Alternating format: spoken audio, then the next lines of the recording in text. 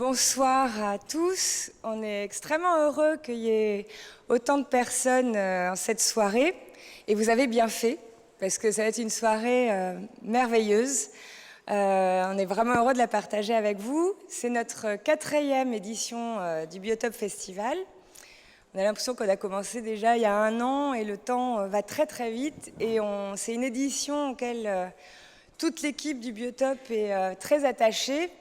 Ce thème du pouvoir des plantes, ça fait 2-3 ans qu'on l'évoquait et elle faisait partie des sujets les plus chers peut-être pour l'équipe. Nous avions commencé sur les notions d'environnement de façon globale, ensuite nous avions traité l'eau, qui était l'essence et le départ de la vie. Puis l'année dernière, le cuivre, qui était un sujet très questionné au niveau européen, qu'on avait saisi les enjeux politiques du moment. Et enfin, on a pu arriver à cette édition sur le pouvoir des plantes. Pourquoi on y tient? Parce que les plantes, c'est tout ce qui est racinaire, donc c'est ce qui nous permet de vivre aussi avec l'eau, de s'alimenter, d'être en lien avec la nature autour de nous, de respirer, le CO2. Et puis, c'est aussi les systèmes racinaires, tout ce qui est sous la terre, donc ça relie l'air, les sous-sols, l'eau, tout est lié. Et c'est aussi le symbole qu'on a depuis qu'on a créé cette association, parce qu'on a l'impression que l'énergie qu'on a ensemble, et puis avec le public qui vient, se crée par des racines de nos rencontres.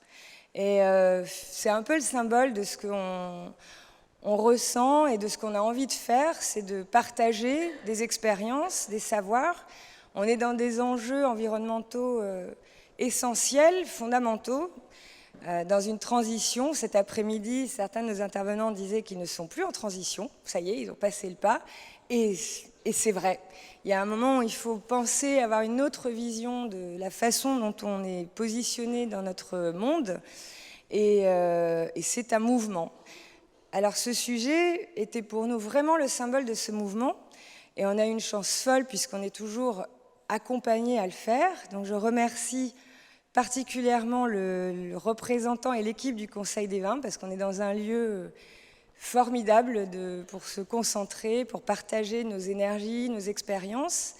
Donc on tenait vraiment à être là, on les remercie d'être là. J'excuse le président du Conseil des vins qui est toujours là pour vous accueillir et qui, on est dans un week-end spécial, comme vous le savez, de l'Ascension, avec des contraintes familiales, tout comme le président de la communauté des communes et le maire, que je remercie aussi parce qu'il soutient depuis le début les dynamiques de l'association.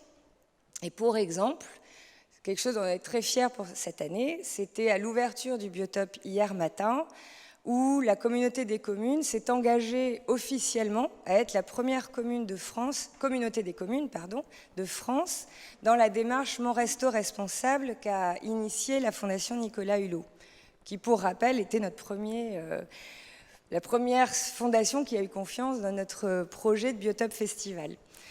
Premier avec la région, et je remercie encore Nicolas Thierry qui est là, fidèle, comme tous les ans. C'était une matinée particulière parce que sont venus les élus des communes, de cette CDC de 22 communes, avec pour objectif d'apporter une alimentation différente aux enfants, donc de tout ce territoire, dans une idée de leur apporter une alimentation plus saine, mais en lien aussi avec les associations, l'engagement sur le territoire. Et c'était un des premiers projets qu'on avait eu au festival et on était très émus que ça ait pu se faire aussi vite. On se disait que ça prendrait 10 ans et en fait, et les mairies, et les enseignants, et les enfants, alors surtout les enfants, qui ont accompagné toute cette année. Donc on remercie les enfants qui sont là ce soir, qui auront d'ailleurs une petite surprise pour vous à la fin, de saisir cette dynamique d'un mouvement pour tous réfléchir ensemble sur ce qui se passe.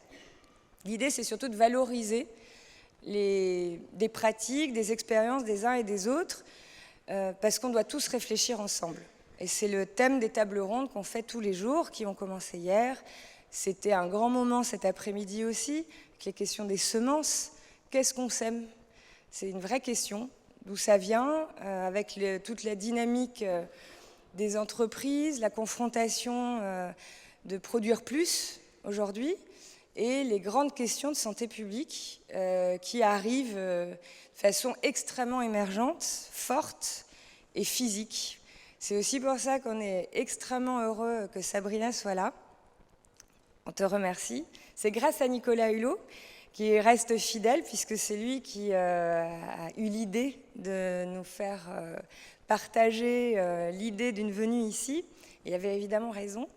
Vous allez rentrer dans cette conférence, c'était pour relier avec la force de notre nature, qui est fondamentale sur la Terre de façon globale, et dans les forêts tropicales, que d'ailleurs vous avez des illustrations de l'artiste Zong, qui est venu de Malaisie pour créer des œuvres en direct pour nous pendant ce festival.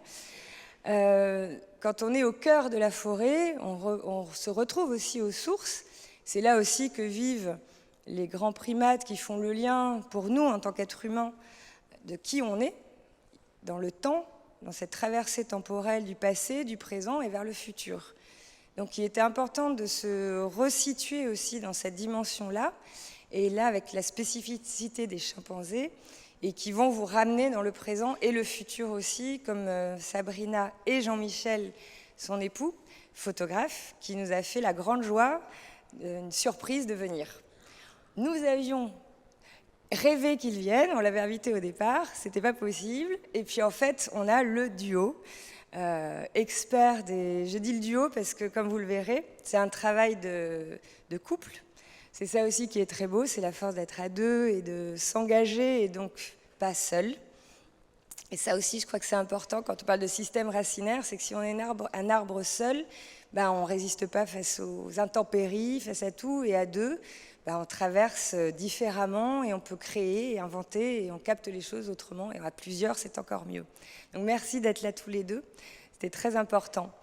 Et en parlant de ces forêts, on va continuer à avoir une dimension essentielle avec Ernst Zürcher. Merci beaucoup d'être là. Qui a un parcours qui est né dans les forêts, en Suisse, et puis qui ensuite voulait être dans ce lien avec les arbres, être à l'agroforesterie, mais ça ne suffisait pas. Il avait besoin de voyager en sentant que c'était trop pauvre de faire que des études. Et on est bien d'accord, ça fait du bien de se charger du voyage pour voir autrement, penser autrement. Donc après 4 ans au Rwanda, à travailler sur les questions avec des programmes de recherche sur l'agroforesterie, les impacts lunaires sur les semences, comment ça germe, tous ces enjeux cosmiques qui vont être liés. Il a repris ultérieurement des études de biologie et enfin le retour à l'agroforesterie. Et il est aujourd'hui professeur dans les grandes écoles en Suisse et nous fait l'honneur, mais je pense que c'est effectivement essentiel de prendre le temps de transmettre sur ces sujets qui sont en train de fédérer l'urgence face à la Terre. Et je reviens à Sabrina et à Jean-Michel qui eux aussi, du coup, très jeunes, sont partis tous les deux. Dès qu'ils se sont rencontrés, en fait, ils ont envie de voyager ensemble. Donc ils sont partis tout de suite au Kenya. Et puis ça a été le début d'une grande aventure et surtout, c'est ça qui a éveillé, puisque Sabrina est vétérinaire, et puis Jean-Michel photographe, mais c'était la passion de leur vie, était d'aller à la rencontre du monde animal. Vous détaillerez plus, mais on peut dire que c'est ça. Et de se retrouver là, ils se sont demandé comment faire pour que notre passion soit notre profession et notre vie. Sabrina, du coup, a fait une thèse en primatologie, et puis Jean-Michel est devenu photographe professionnel et ils sont partis vivre leur passion et grâce à ça, ils ont aussi développé une nouvelle méthode et ça aussi c'est important parce qu'on peut apprendre des façons de faire mais qui finalement sur le terrain sont peut-être erronées ou ont évolué dans le temps.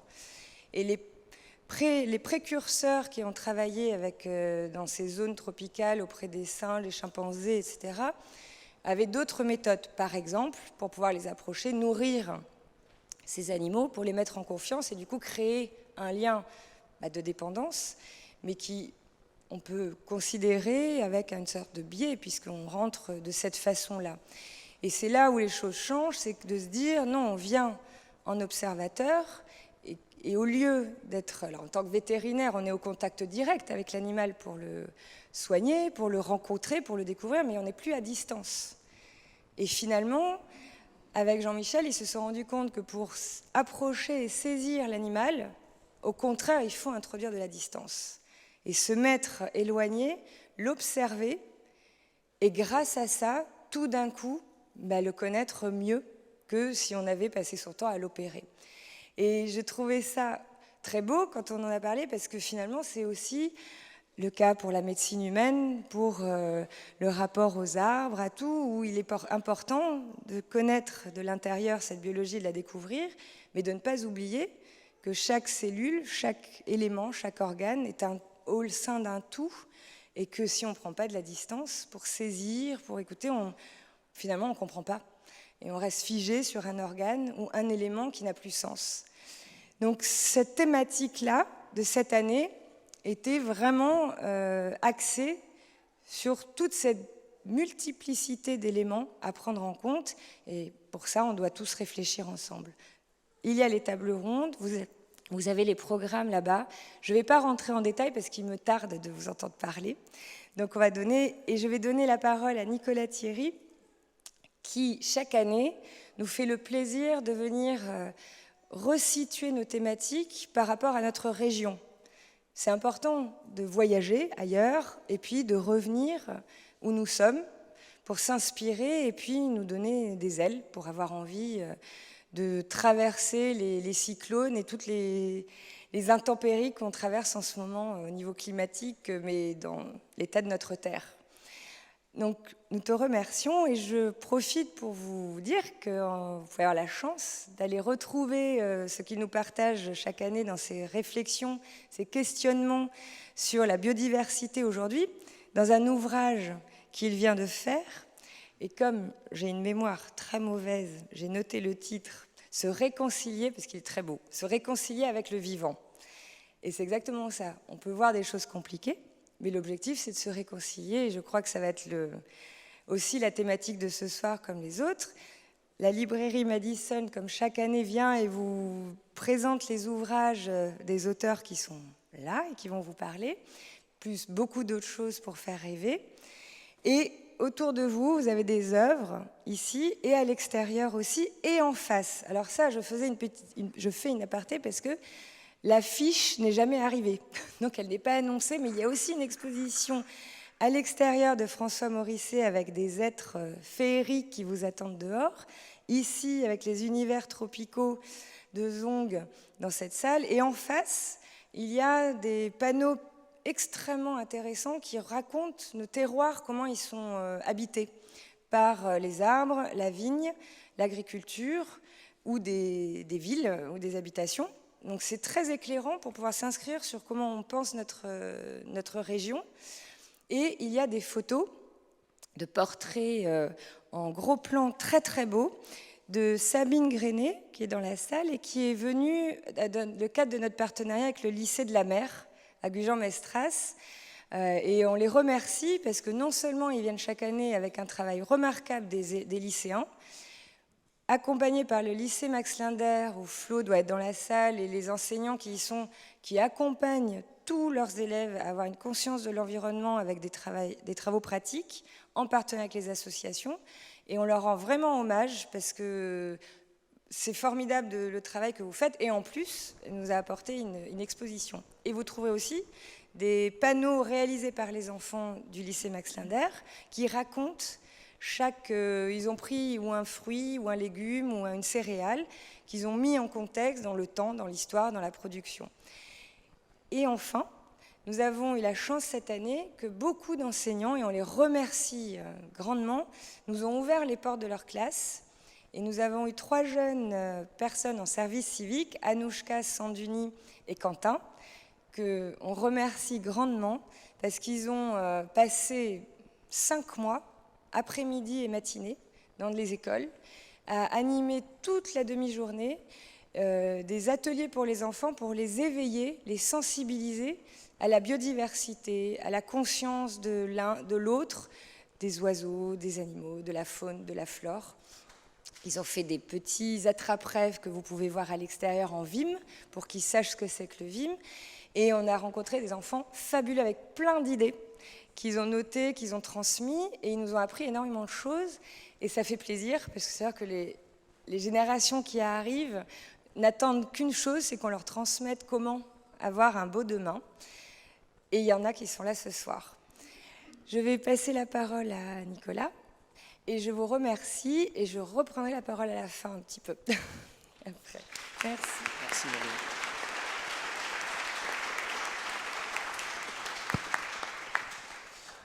Bonsoir à toutes et tous. Donc, comme Madina l'a indiqué, c'est la 4e édition du festival Biotope. Et Madina, comme chaque année, pour mon plus grand plaisir d'ailleurs, m'offre le privilège de dire quelques mots avant cette grande conférence. Alors, j'utilise à dessein le mot privilège, car chaque année, ce festival, c'est un moment de respiration intellectuelle qui se concentre en réalité sur, en tout cas il me semble, sur ce qui compte vraiment. Tu l'as rappelé, les éditions se sont succédées, on a parlé d'alimentation, l'agriculture, on a parlé de l'eau, on a parlé des ressources naturelles également à travers le cuivre, et il me semble en effet qu'à chaque fois, le fil rouge finalement, même si on est arrivé par des chemins différents, c'est en réalité des manières d'explorer, en tout cas de tenter de comprendre le rapport que l'on a au monde.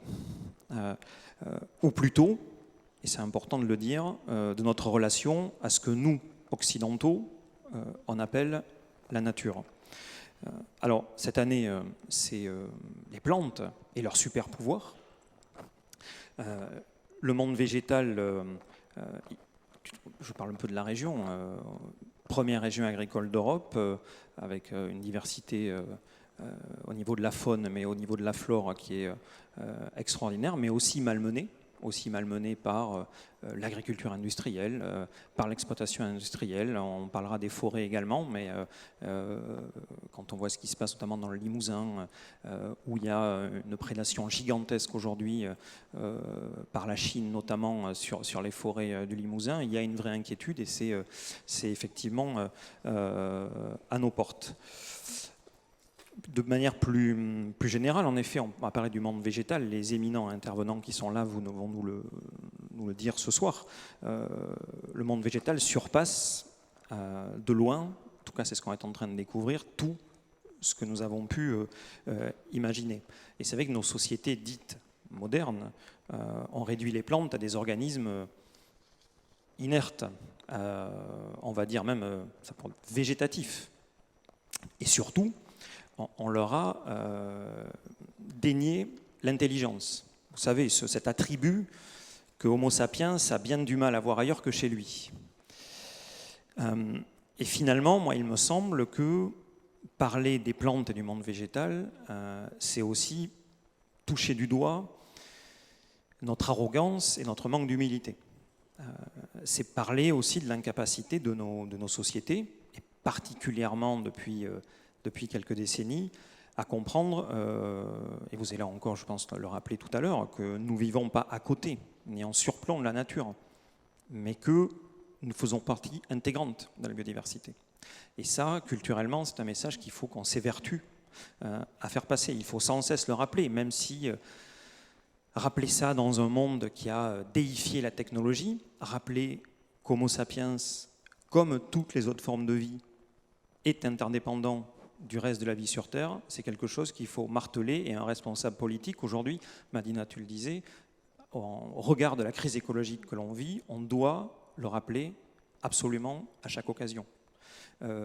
L'enjeu est plus aujourd'hui de réfléchir à notre place dans le monde qu'à l'intelligence artificielle. La priorité, elle est là en termes d'urgence. Et effectivement, toujours rappeler que malgré notre apparente puissance ou notre puissance artificielle, sans la diversité de la vie qui nous entoure, il faut le dire très clairement, nous ne sommes rien. Et notre époque, elle est formidablement complexe parce que ça nécessite j'en parle souvent à mes collègues élus, moi, mais ça nécessite de comprendre ou d'appréhender, ou plutôt d'avoir toujours à l'esprit que oui, dans quelques décennies, un homme ou une femme, on sera capable de ça. Un homme ou une femme marchera sur Mars. Une femme, j'espère d'ailleurs. Mais dans le même temps, puisqu'on parle des plantes et donc du sol, dans le même temps, il ne faut pas oublier que notre survie, malgré ça, elle dépend des vers de terre. Et ça, c'est ça la difficulté de notre époque, c'est d'arriver à gérer cette dissonance cognitive. Edgar Morin, que Nicolas Hulot cite souvent, dit « on est étincelant technologiquement, mais on est défaillant culturellement ». Et c'est ça qui est derrière. Défaillant culturellement parce que on est en proie à une crise de l'excès. Et cette crise de l'excès, ne pas être capable de se fixer des limites, c'est finalement, cette crise-là, c'est le plus petit dénominateur commun de toutes les autres crises. Vous pouvez les appeler effondrement du vivant ou emballement climatique. La source de tout, c'est bien la crise de l'excès.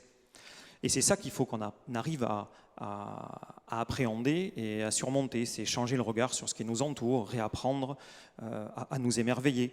Encore une fois, accepter que nous devons partager cette planète, cette région, ces territoires, avec des espèces qui ont des besoins spécifiques et qui sont du vivant non humain.